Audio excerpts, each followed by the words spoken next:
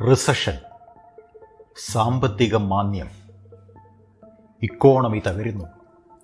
ഇൻവെസ്റ്റേഴ്സിന് കോടിക്കണക്കിന് രൂപ ഒറ്റ ദിവസം കൊണ്ട് നഷ്ടപ്പെടുന്നു. കൂട്ട ആത്മഹത്യ നടക്കുന്നു. ജോലി നഷ്ടപ്പെടുന്നു. കമ്പനികൾ പൂട്ടിപ്പോകുന്നു. ഫ്ലൈറ്റ്സ് ക്യാൻസലാവുന്നു.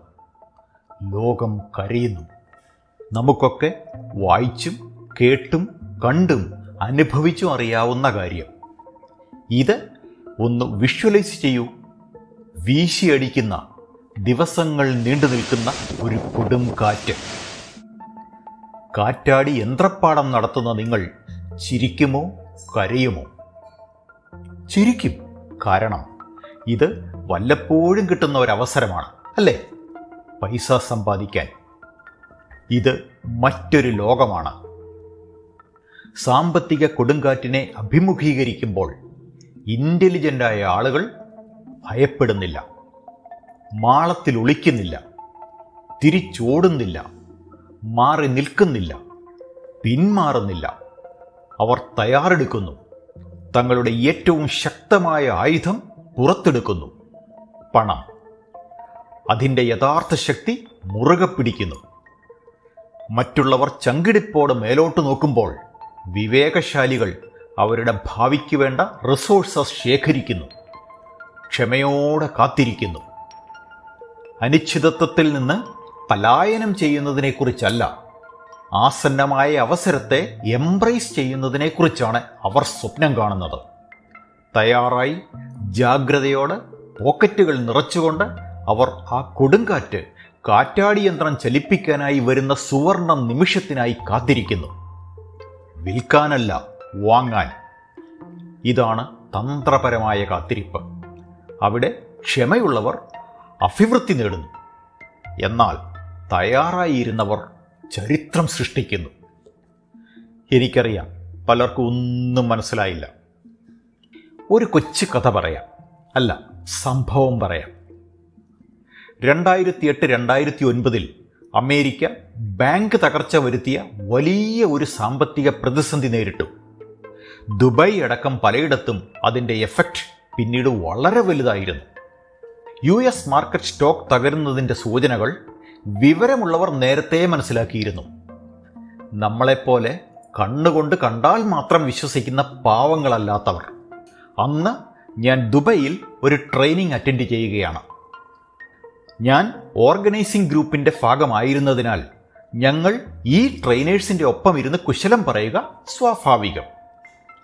അന്ന് ആ കൂട്ടത്തിൽ ഒരു ട്രെയിനർ ഇടയ്ക്കിടെ എഴുന്നേറ്റ് പോകുന്നു, ആർക്കോ നിർദ്ദേശം കൊടുക്കുന്നു. ഇത് പലവട്ടം കണ്ടപ്പോൾ ഞങ്ങൾ ചോദിച്ചു, എന്താണ് സംഭവം?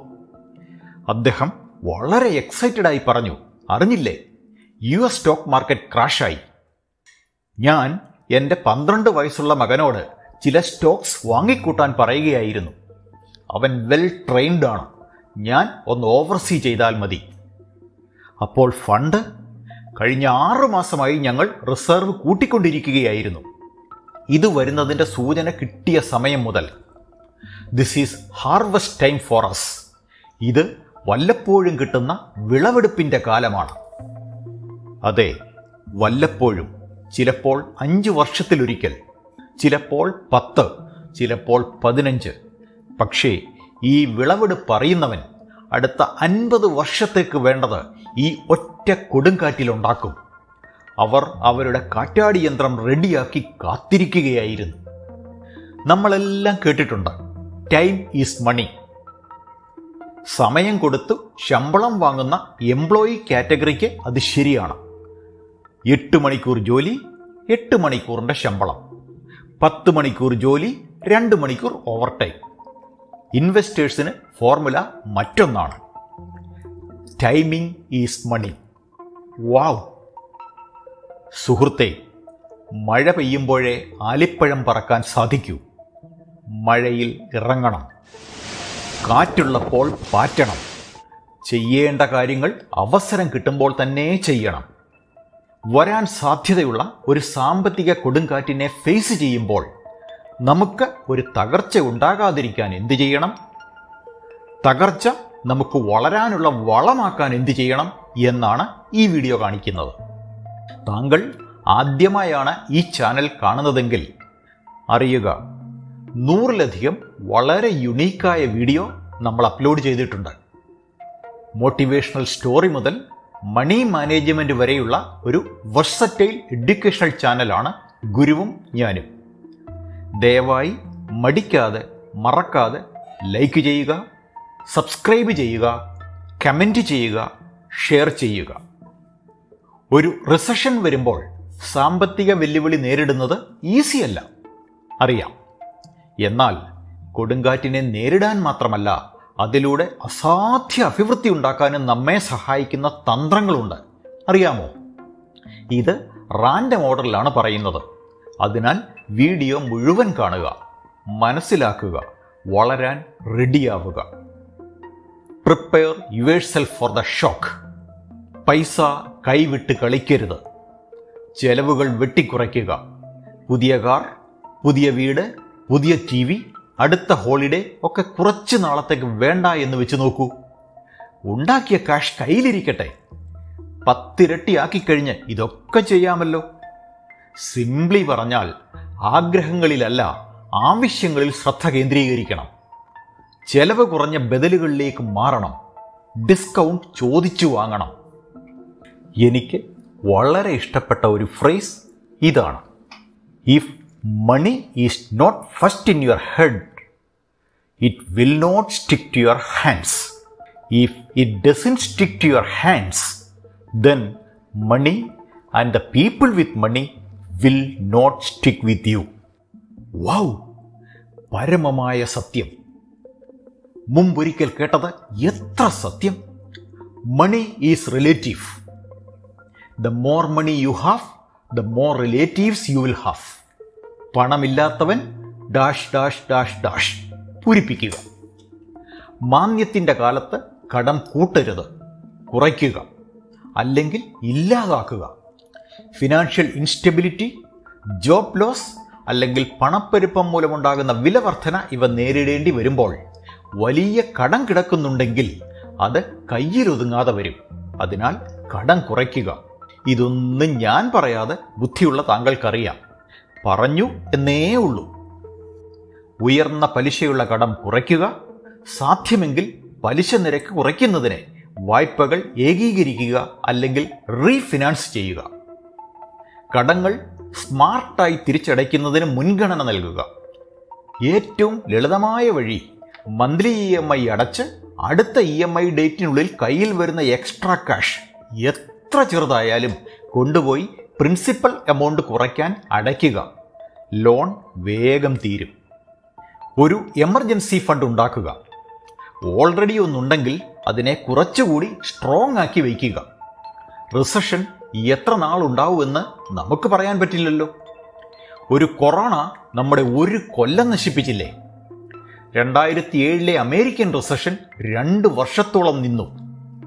കുറഞ്ഞത് 3 മുതൽ 6 മാസത്തെ ചെലവുകൾക്കായി സമ്പാദ്യമുണ്ടെങ്കിൽ അത് ഒരു സേഫ്റ്റി നെറ്റായി നിൽക്കില്ലേ? ഒരു 1 ഇയർ റൺവേ റിസർവ് ഉണ്ടെങ്കിൽ സൂപ്പർ. ഓൾറെഡി ഒരു സ്റ്റോക്ക് മാർക്കറ്റ് ഇൻവെസ്റ്റർ ആണെങ്കിൽ ഓർക്കുക, സ്റ്റോക്ക് മാർക്കറ്റിൽ പരിഭ്രാന്തി പാടില്ല. ആവേശത്തിൽ ഒന്നും ചെയ്യരുത്. നമ്മുടെ നല്ല സ്റ്റോക്സ് ഹോൾഡ് ചെയ്യുക. മാർക്കറ്റ് എത്ര വീഴ്ചയും ഉയർച്ചയും കണ്ടു, പക്ഷേ വളർച്ച ഇന്നും തുടരുന്നു. വിപണികൾ ഹിസ്റ്റോറിക്കലി മാന്ദ്യത്തിൽ നിന്ന് കരകയറുന്നതിനാൽ ദീർഘകാല നിക്ഷേപങ്ങൾ നിലനിർത്തുക. നമ്മുടെ കയ്യിലുള്ള സ്റ്റോക്ക് അല്ലെങ്കിൽ ഷെയർ വെരിഫൈ ചെയ്യുക.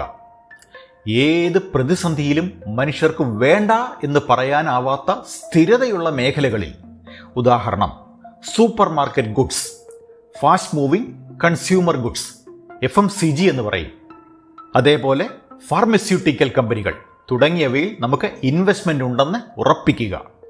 കാരണം IT, ഓട്ടോമൊബൈൽ, സിമന്റ് പോലെയുള്ള മേഖലകളിൽ റിസഷൻ ബാധിക്കാം. പക്ഷേ മരുന്നും ആഹാരവും ഇല്ലാതെ മനുഷ്യർക്ക് ജീവിക്കാൻ പറ്റുമോ? Hindustan Unilever, Britannia, ITC, Dabur, Marico, Nestle, Cipla, Sun Pharma, doctor Reddy's, Apollo hospitals ഇതൊക്കെ ചില ഉദാഹരണങ്ങൾ മാത്രം. അതായത് നിക്ഷേപങ്ങളെ പ്രതിരോധശേഷിയുള്ള മേഖലകളിലേക്ക് നേരത്തെ തന്നെ ഡൈവേഴ്സിഫൈ ചെയ്യുക. താൽക്കാലിക ലാഭം നോക്കി പെന്നി സ്റ്റോക്സ്, സ്മോൾ ക്യാപ് കമ്പനികളിലെ വലിയ നിക്ഷേപം ഇവ ആര് പറഞ്ഞിട്ടായാലും ചെയ്യുമ്പോൾ ഓർക്കുക, കൊടുങ്കാറ്റിൽ ആദ്യം വീഴുന്നത് വേരോട്ടമില്ലാത്ത വലിയ മരങ്ങളാവും. അർത്ഥം, വേണ്ടത്ര കാഷ് റിസർവ് ഇല്ലാത്ത കമ്പനികളുടെ ഷെയർ കയ്യിലുണ്ടെങ്കിൽ വില കിട്ടുമ്പോൾ വിറ്റുമാറുക. മ്യൂച്വൽ ഫണ്ടിനെ കുറിച്ചല്ല ഞാൻ പറയുന്നത്, അത് ഫണ്ട് മാനേജർ നോക്കിക്കൊള്ളും. ടിക്കർ ടെപ്പ് പോലെയുള്ള സൈറ്റ്സ് ഉപയോഗിച്ച് ഏത് കമ്പനിയുടെയും ഫണ്ടമെന്റൽസ്, ക്യാഷ് റിസർവ് ഇവ ചെക്ക് ചെയ്യാം. ഈ വീഡിയോ അത് കാണിച്ചു തന്നിട്ടുണ്ട്. നിങ്ങളുടെ പോർട്ട്ഫോളിയോയിൽ പ്രഷ്യസ് മെറ്റൽസ് ഉൾപ്പെടുത്തുക. സ്വർണമോ വെള്ളിയോ പോലുള്ള വിലയേറിയ ലോഹങ്ങൾക്ക് ഒരു ഭാഗം അനുവദിച്ചുകൊണ്ട് നിങ്ങളുടെ നിക്ഷേപ പോർട്ട്ഫോളിയോ ഡൈവേഴ്സിഫൈ ചെയ്യണം. സാമ്പത്തിക അനിശ്ചിതത്വത്തിൽ ഈ അസറ്റ്സ് സുരക്ഷിതമായി നിലനിൽക്കും. കാരണം അവ ഭൂമിക്കടിയിലാണ് കിടക്കുന്നത്. റിസർവ് കുറഞ്ഞേ വരും. അപ്പോൾ വില കൂടി വരും.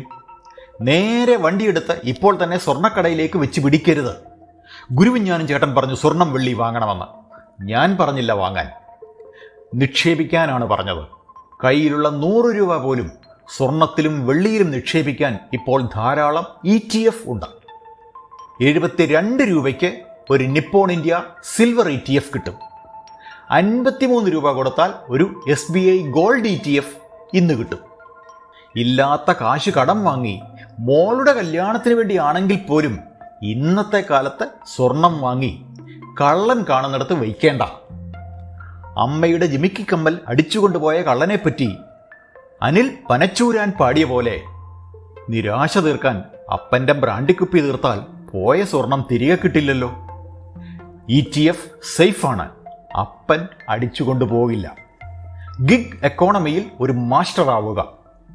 എന്താണ് ഗിഗ് എക്കോണമി? അത് ഇംഗ്ലീഷിലെ ഒരു സ്ലാങ് ആണ്, നാടൻ ഭാഷ എന്ന് പറയാം. ഒരു ചെറിയ കാലത്തേക്ക് കിട്ടുന്ന ജോലി അല്ലെങ്കിൽ അവസരം, ഇതാണ് ഗിഗ്. ഒരു റിസഷൻ വരുമ്പോൾ കമ്പനികൾ സ്ഥിരം ജോലിക്കാരെ കുറയ്ക്കും. റിട്രെഞ്ച്മെന്റ് അല്ലെങ്കിൽ ചെലവ് കുറയ്ക്കലിന്റെ ഭാഗമായി. അത് 2 രീതിയിൽ നമുക്ക് ഉപയോഗിക്കാം. ഒന്ന്, നമ്മൾ സ്കിൽഡ് ആണെങ്കിൽ കുറഞ്ഞ ശമ്പളത്തിൽ ആ ജോലി നമുക്ക് നേടാം കുറച്ച് നാളത്തേക്ക്. ഇന്നത്തെ കാലത്ത് ജോലിക്ക് പോകണ്ടല്ലോ, വീട്ടിലിരുന്ന് ചെയ്തു കൊടുത്ത് കാശ് വാങ്ങാം. 2, നമുക്കൊരു ചെറിയ ബാർഗെയിൻ നടത്താം. ഇപ്പോൾ പാർട്ട് ടൈം, പക്ഷേ എല്ലാം നോർമലായി കഴിയുമ്പോൾ ഞാൻ കഴിവുള്ള ആളാണ് എന്ന് തോന്നുന്നു എങ്കിൽ എന്നെ പെർമനന്റ് ആക്കും, ഇല്ലേ? ബുദ്ധിമുട്ടുള്ളതിനാൽ ഇപ്പോൾ ചെറിയ പേയ്മെന്റ് മതി, പിന്നീട് റിവ്യൂ ചെയ്ത് കൂട്ടിത്തരണം. എങ്ങനെയുണ്ട് ഐഡിയ?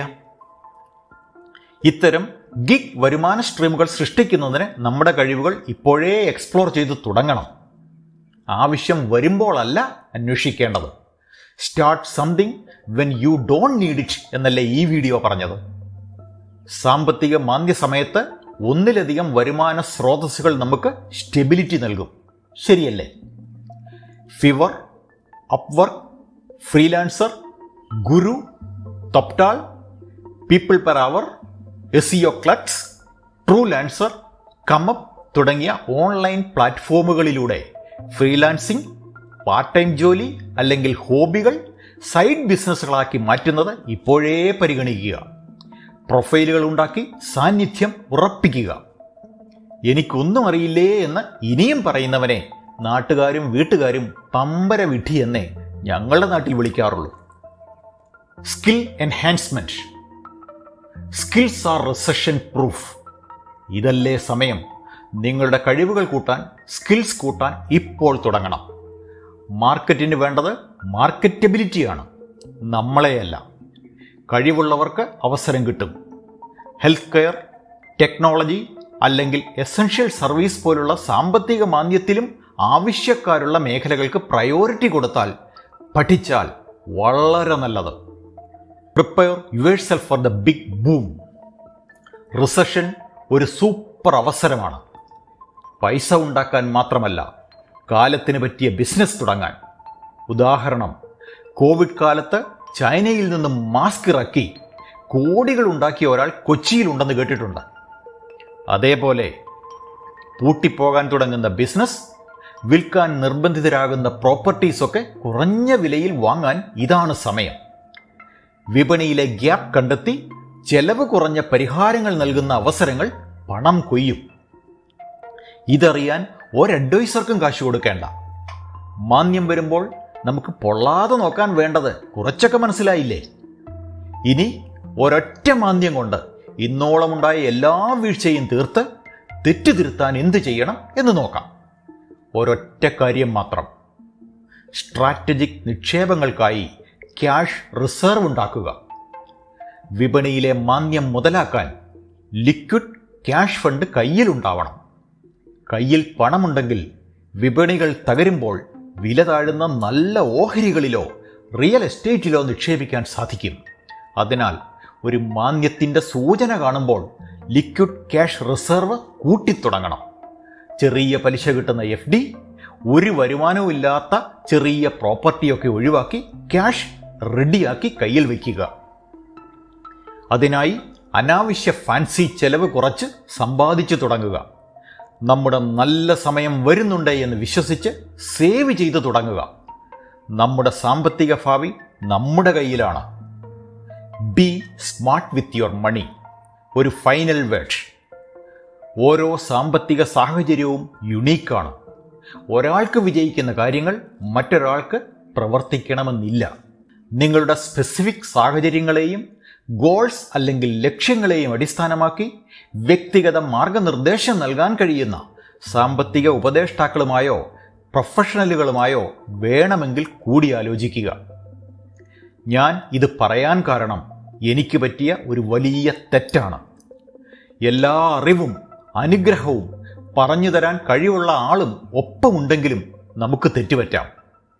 എപ്പോൾ നമ്മൾ ആരെയും കേൾക്കാൻ തയ്യാറായില്ല എങ്കിൽ പോയ ബുദ്ധി പിടിച്ചാൽ കിട്ടില്ല എന്ന് ഞങ്ങളുടെ നാട്ടിൽ പറയും. ഒറ്റ കാര്യം ഓർത്താൽ മതി, വിജയിക്കും. സമ്പാദിക്കാൻ വേണ്ടി സമ്പാദിക്കുക. Save for the sake of saving. ഇത് ആരാണ് പറഞ്ഞതെന്ന് ഓർമ്മയില്ല. മധ്യ കേരളത്തിലുള്ളവരുടെ സ്ലാങ് അല്ല, ഉറപ്പ്. സമ്പാദ്യം ഒരു ഹരമാകട്ടെ, നമ്മളും വിജയിക്കും മോനെ ദിനേശ. ഗുരുവും ഞാനും മറക്കാതെ സബ്സ്ക്രൈബ് ചെയ്യുക. ഇനിയും കാണാം മറ്റൊരു വിഷയവുമായി. Thank you very much.